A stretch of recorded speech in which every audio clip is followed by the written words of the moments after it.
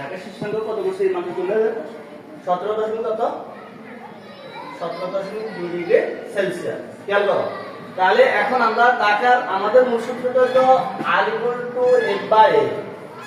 তাহলে F এর মানটা বাইর করি। F মানে কি শিশিরাঙ্কের সম্পৃক্ত বাষ্প চাপ। F মানে কি শিশিরাঙ্কের সম্পৃক্ত বাষ্প চাপ। তাহলে আমরা লিখছি তারা শিশিরাঙ্কের ঢাকা শিশিরাঙ্কের বাষ্প চাপ। শিশিরাঙ্ক 17.2 ডিগ্রি সেলসিয়াস তাপমাত্রার বাষ্প চাপ। বাষ্প চাপ দেখো F = এটা হচ্ছে একটা শর্টকাট নিয়ম।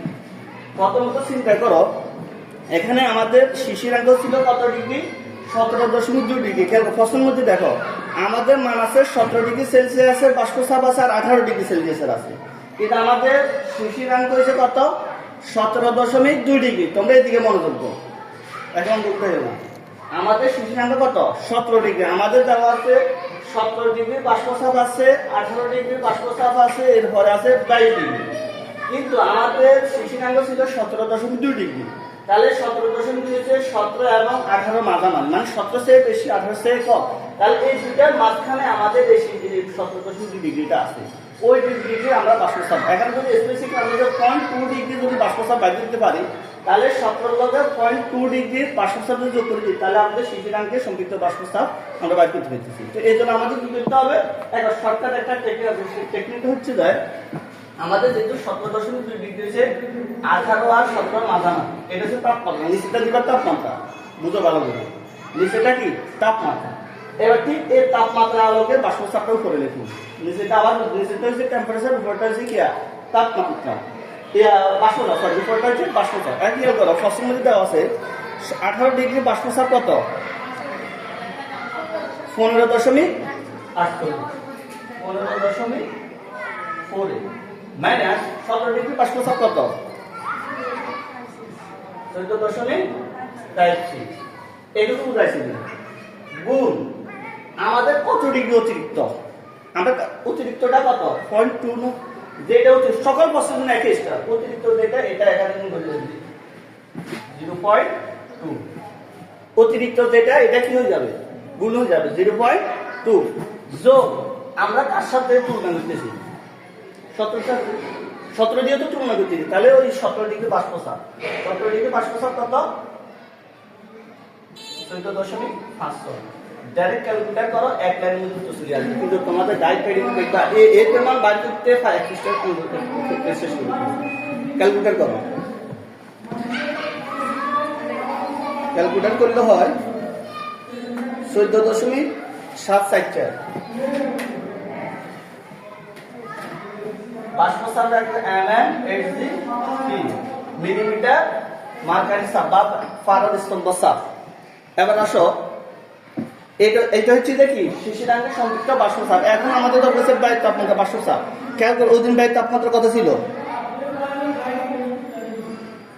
ওদিন বায়ুর তাপমাত্রা ফসল দেখো ঢাকার বায়ুর তাপমাত্রা কত ছিল 30.4 ডিগ্রি না, ফসল যাবো না, ঢাকার তাপমাত্রা কত ছিল 30.4 ডিগ্রি। এখন আমাদের খেয়াল করো ফসলের মধ্যে দেখো উদ্দীপকে আছে 30 ডিগ্রি বাষ্প চাপ আছে আর 31 ডিগ্রি আছে, তাহলে 30.4 এটা আছে না, সে অনুরূপভাবে আমরা একই স্টাইলে বাস করব। বাইর করবো বাইরের তাপমাত্রায় ঢাকায় বায়ু তাপমাত্রায় বাষ্প চাপ F = একটা সংকেত। তাহলে বায়ুর তাপমাত্রা কত 30.4 ডিগ্রি, তাহলে 30.4 কার কার মাঝে আছে 31 এবং 30 এর মাঝামাঝি, তাহলে 31 মাইনাস 30। এবার বলো ম্যামগুলো বলো 31 ডিগ্রি বাষ্প চাপ কত, দেখি দেখি বলো 31 ডিগ্রি বাষ্প চাপ কত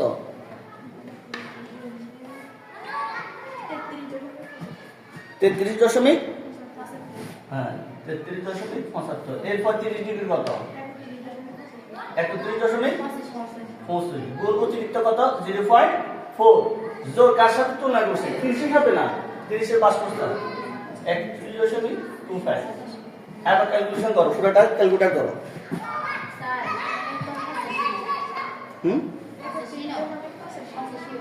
কোনটা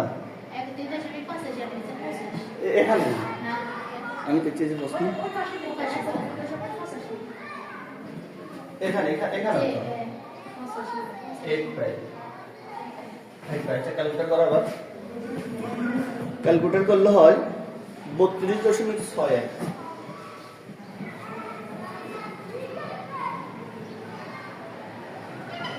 এটুকু বুঝাইছি এই পর্যন্ত তাহলে একেবারে ইজি না এই দুটা মান বাদ করো এবার বাই কোন সুতরাং খেয়াল করো সুতরাং টাকা আপেক্ষিক আর্দ্রতা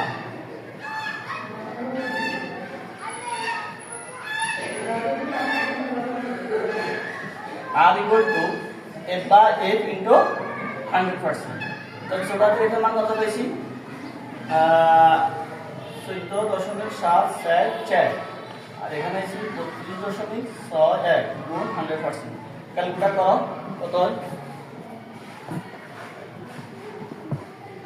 45.21 তাহলে আমাদের টাকার আপেক্ষিক আর্দ্রতা কত বেশি 45.21%। ক্লিয়ার? এ পর্যন্ত এটুকু উঠো তুলে না